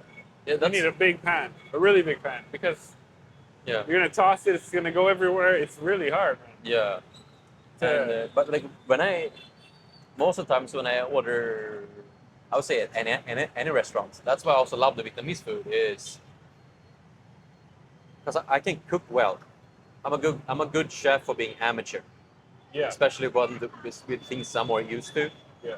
But I know if I go to a restaurant and it's meat on the menu, I would cook that meat better and I would have a better part. Like there's no restaurant in Sweden where I would cook like they would make it better because it's so simple. I know. Yeah. But and you know why? It's because that's the problem with restaurants. Big menu, large staff, Yeah. 20 things before you get the dish. You know, there's so many steps they do. They're doing 20 other things at the same time, trying to Yeah. cook that steak. Not enough is given on that. Not enough effort or Yeah. not enough attention is given to that. You know, you go buy a steak, you're gonna baby it, make it like perfect, right? Yeah. And it's like, wait, shouldn't the restaurant be the one doing that? But even if They make should it be making perfect- it better than I can make it, right? Yeah, and then when you find a place that So that's what they I can mean. make it really well, but it's super expensive, and it might be There worth you go, something. yeah. But I'm like, I can make this same quality because they Yeah. make it at the best, but I can match that at home Right. for less of the price, and I do prefer the home setting as well. So for me, it's like it's a loss. Right. Like when I So- go to a menu, I always look for, especially if it's Italian or it's homemade, I look for the thing that makes them unique. Exactly. Or like only time I would order like carbonara is when it's their number one specialty. It's carbonara. Sure. Then I will do that. Otherwise, never. I would always order the Yeah. thing that takes time to cook. Exactly. Oh, they thought they there's this, I think Italian or maybe it's French, where you kind of boil meat or like cook meat in wine. Okay. Uh, and you have like potato mashed with it, and it's Like a really stew? good. But it's like a stew, Okay. but it takes like 4 hours to make. Like a bourguignon. Yeah, Well, that's a beef stew, basically. Yeah, a beef French stew. beef stew. A lot of red wine. yeah. I think it's actually that. It's a thickened. The Yeah. sauce is thickened a bit with flour, so it's nice and rich. Yeah, but that one takes time to cook. There's something they have to Yeah. prepare. Yeah. So I would order that because I would never have time to cook that. Yeah, exactly. So I would never have Yeah. that unless I order it and now. also, anybody can cook a steak. But if they can make you a delicious bourguignon, then that's probably a good restaurant. Yeah. You know, that's how you tell if it's a. Because you can't hide behind that. If you make a good beef stew, it's there. You taste it, right? Yeah, and like everything that takes time, I'll order that because I won't make that at home. Exactly. Sometimes too, yeah, I make. Which is, yes, exactly. But Yeah. this is the reason why I'm trying to make fresh pasta, right? Yeah. Anybody, listen, I know dry pasta is great. I use it all the time, or I did it. But anybody can buy a box of pasta. Sauces, they take more time. But that's why I want to offer something. Both of those things are not something you're going to be doing in no time, right? You need a lot of time to prepare pasta. Yeah. So like, that's- if we're wrapping this podcast up, what's the name of your little store, your home restaurant? How would Well, someone my find delivery, my business is called Zanello Sugo. you? No, it's Just type that in, search us, find us on Facebook, okay. please. I'll link it in the Please in the give us a podcast, and we'll see if someone orders. And we have to call it now, actually. Sure. Yeah, but Great. I'd love to have Thank you you on. so much, It's man. amazing. And I think you. Appreciate it. So next one we'll do a podcast about cooking. Yeah, then that's a great idea. We'll cook and then we'll eat it. Yeah. For sure. Awesome. I fucking That'll love be that. fun. Hey. Shit. Like we both like cooking, we both like eating. Yeah. How can we go wrong, right?